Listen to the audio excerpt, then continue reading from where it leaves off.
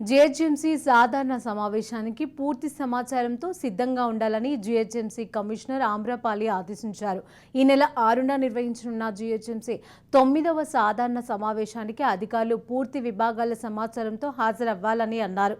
Council సమావేశంలో question అవర్స్లకు సంబంధించి ఆయా విభాగాల అధికారులు సమగ్ర వివరణను ఇచ్చేలా సిద్ధం కావాలని సూచించారు.